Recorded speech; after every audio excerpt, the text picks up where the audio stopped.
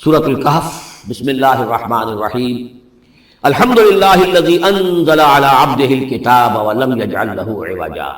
یہ پوائنٹ میں نوٹ کرا چکا ہوں کہ آخری آیت کیا تھی؟ قل الحمد للہ، کہو قل حمد اللہ کے لیے ہے۔ یہ آخری آیت تھی سورہ بنی اسرائیل کی، اور سورہ کہف کی آیت شروع ہو رہی ہے الحمد للہ الذی، گویا کہ اس حکم کی تعمیل جو ہے اس سے آغاز ہو رہا ہے سورہ مبارکہ کا۔ اس کو میں نے کہا تھا یہ انٹر لاکڈ ہیں دونوں صورتیں جو ہے۔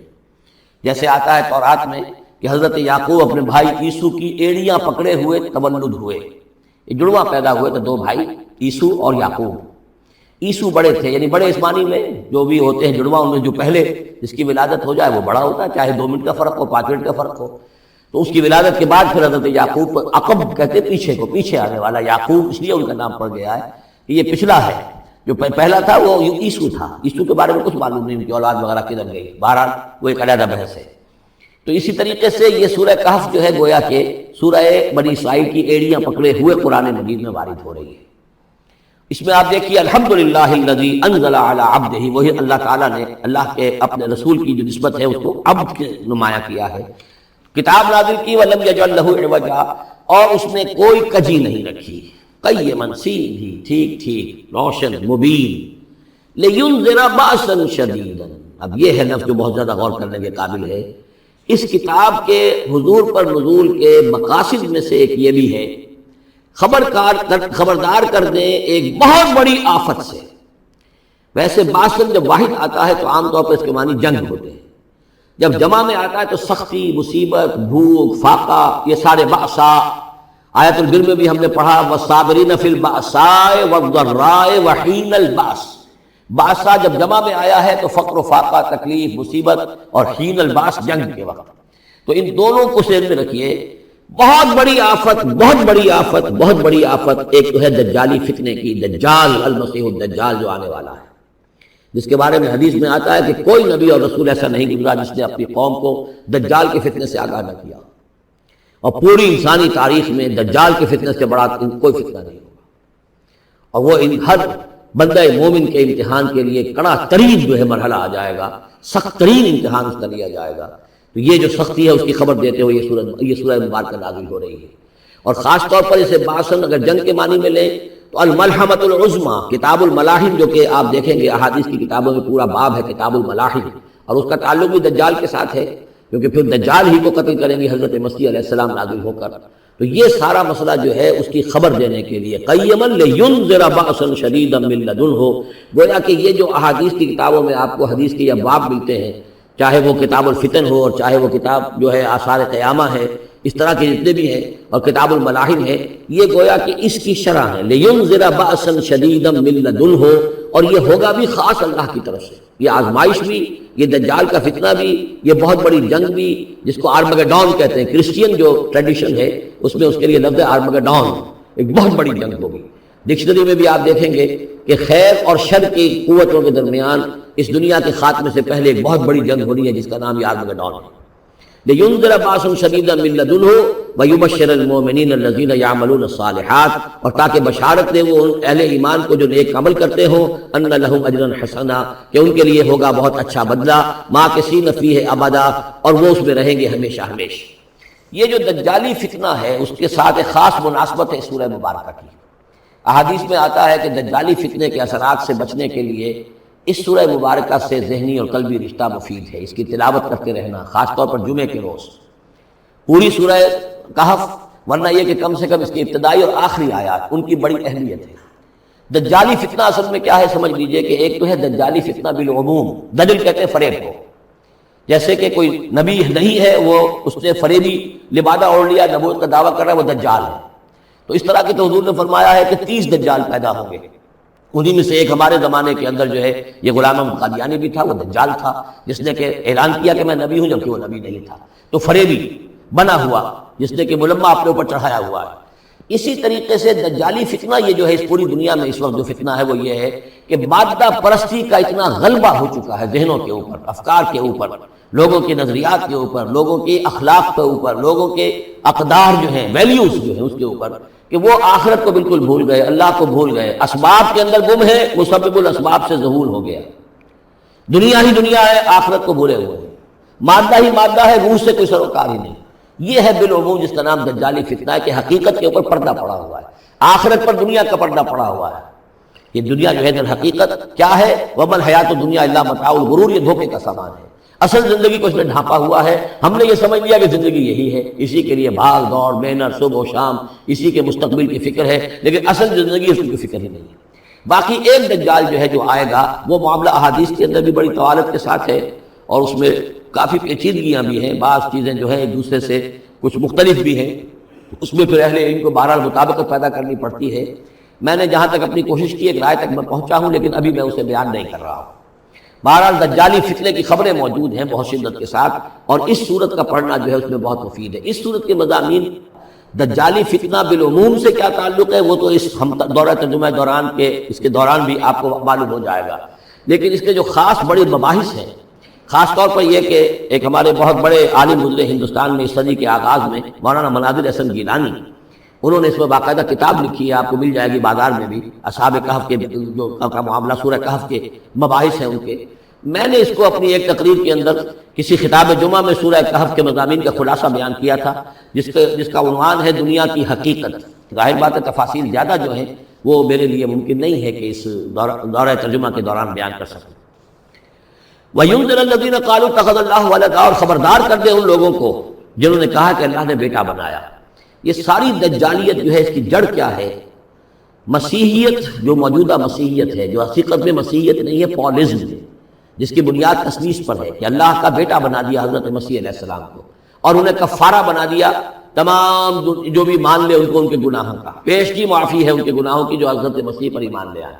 اور نمبر 3 شریعت ساقط کر دی، اور نمبر 4 سارا اختیار جو ہے وہ پوپ کے ہاتھ میں دے دیا گیا کہ تم جو چاہو جس چیز کو چاہو حلال کرو، جس چیز کو چاہو حرام کر دو۔ ان چیزوں نے مل کر نفس مذہب کو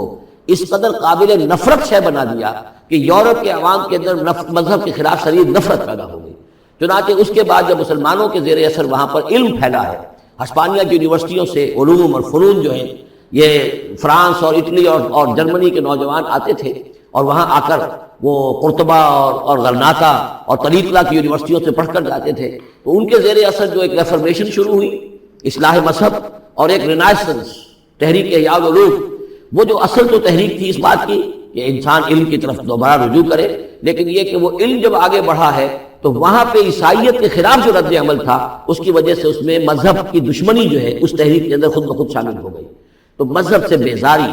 روحانیت کا انکار، آخرت سے بالکل بے پرواہی اور اس کا بھی انکار، اور خدا ہے یا نہیں ہے اس سے کوئی سروکار نہیں، یہ جو اس تہذیب کے اصل میں اثرات بنے ہیں سارے، یہ اسی غلطیوں کا یہ اثرات ہیں، نتائج ہیں کہ جو عیسائی مذہب کے اندر جو یہ تحریفات کر کے جو غلطیاں کی گئی ہیں، اس کو یہاں کہا گیا ہے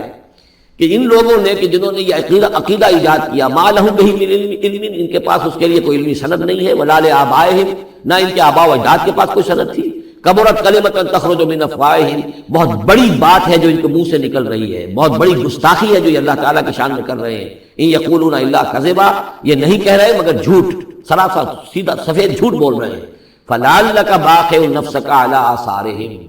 تو اے نبی شاید کہ آپ اپنے آپ کو ہلاک کر لیں گے ان کے جو اثرات پڑنے والے ہیں، عیسائیت کے اس غلط عقیدے کے جو نتائج برآمد ہوئے ہیں، جب یہ نتائج ظاہر ہوں گے تو وہ اتنے سنگین ہوں گے، فلعلک باخع نفسک، کہ ان کے احساس سے اور ان کے ادراک سے شاید کہ آپ اپنے صدمے سے اپنے آپ کو ہلاک کر لیں۔ ان لم یؤمنوا بہذا الحدیث اسفا، اگر یہ لوگ اس حدیث پر، اس قرآن پر، یہ بات جو بتائی جا رہی ہے اس پر ایمان نہ لائے، اس پر ایمان نہ لائے، اپنے اس غلط عقیدے پر قائم رہے، اس غلط مذہب کو انہوں نے برقرار رکھا، تو اس کا جو رد عمل ہوگا نوع انسانی پر، اور اس سے تاریخ انسانی اور انسانی ثقافت جس غلط رخ پر پڑے گی، جو دجالیت کا فتنہ اس سے جنم لے گا، ان تمام چیزوں کے اثرات سے شاید آپ کو اتنا صدمہ ہو کہ فلعلک باخع نفسک علی آثارہم ان لم یؤمنوا بہذا الحدیث اسفا۔ انا جعلنا ما علی الارض زینۃ لہا، ہم نے زمین کے اوپر جو کچھ ہے اسے اس کا گہنا بنا دیا ہے، بناؤ سنگار بنا دیا ہے، زینت بنا دیا ہے۔ یہ آپ نوٹ کر لیجئے، لفظ زینت اور زمین میں اس کی زیبائش اور آرائش، یہ اس سورہ مبارکہ کا عمود ہے، یعنی اس کو اتنا کھبا دیا ہے نگاہوں میں اللہ نے کہ آخرت سے خود بخود انسان غافل ہو جاتا ہے۔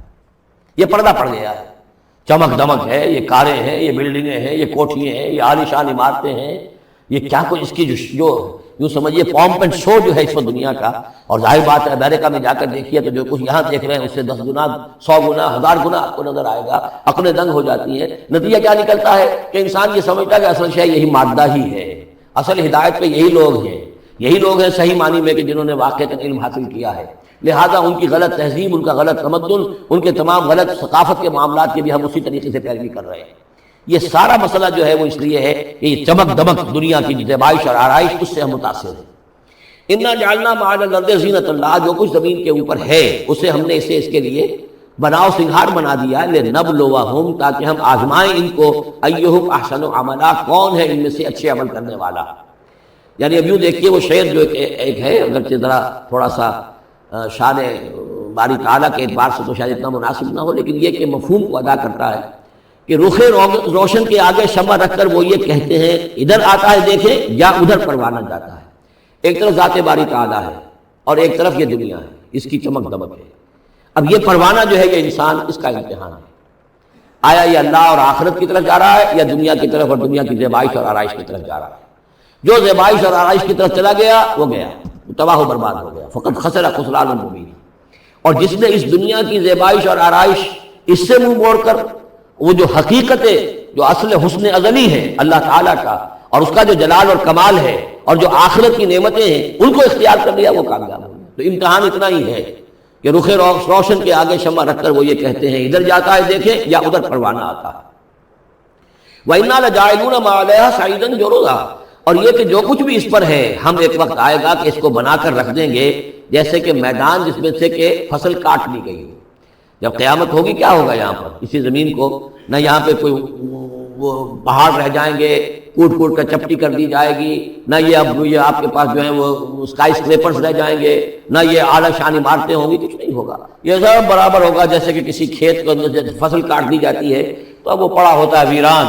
وَإِنَّا لَجَاعِلُونَ مَا عَلَيْهَا صَعِيدًا جُرُزًا، ہم اسے کر کے چھوڑیں گے ایسا کھیت کہ جہاں پر چورا پڑا ہوا ہو، صرف بچا کھچا جو ہے وہ اس کا توڑی کا اور کچھ نہ ہو۔ ام حسبت ان اصحاب الکہف والرقیم کانوا من آیاتنا عجبا، اب یہاں سے اصحاب کہف کی بات شروع ہو رہی ہے، کیونکہ پوچھوایا تھا یہودیوں نے اصحاب کہف کون تھے۔ کیا تم سمجھتے ہو کہ اصحاب الکہف والرقیم، رقیم جو ہے ان کی تختی تھی ایک جس کے اوپر ان کے حالات لکھ کر، جو ان کے ایک جو کہف تھی ان کی غار جو تھی اس کے اوپر لگا دی گئی تھی، تو انہیں اصحاب الکہف بھی کہتے ہیں، اصحاب الرقیم بھی کہتے ہیں، یہ دونوں انہیں ایک ہی گروہ کے نام ہیں۔ کیا وہ تمہارے خیال میں ہماری بڑی عجیب آیات میں سے تھا؟ یعنی واقعتاً بات تو غیر معمولی تھی، لیکن حقیقت میں ہمارے ہاں تو ہماری تخلیق میں، ہماری صنعائی میں اس سے ہزاروں گنا زیادہ عجیب باتیں ہوتی ہیں، ہمارے لیے تو کوئی شے ہے ہی نہیں کسی بھی درجے میں، تم سمجھتے ہو شاید وہ بہت بڑی بات ہے۔ یہ سابق کہف کا جو قصہ ہے، اب میں سمجھتا ہوں کہ پورے وثوق کے ساتھ ہم کہہ سکتے ہیں کہ یہ قصہ کیا تھا۔ دیکھیے جب حضرت مسیح علیہ السلام آئے ہیں تو یہ پورا علاقہ جو ہے فلسطین کا اور یہاں پہ جو آپ نے تبلیغ کی ہے تو یہ اس وقت رومن امپائر کا ایک حصہ تھا، اگرچہ مقامی طور پر ایک لوکل بادشاہ جو تھا یہودی وہاں پر حکومت کر رہا تھا، لیکن وہ پپٹ تھا، اصل میں تو حکومت جو تھی رومیوں کی، جو رومی تھے بت پرست۔ اور اس کے بعد چونکہ انہوں نے بغاوت کی، حضرت مسیح تو اٹھا لیے گئے سن 30 عیسوی کے آس پاس یا 33 عیسوی کے آس پاس، لیکن اس کے بعد جو ہے یہودیوں نے بغاوت کی رومیوں کے خلاف، جس کے نتیجے میں سن 70 عیسوی میں ٹائٹس رومی نے تو ان کی حکومت بھی ختم کی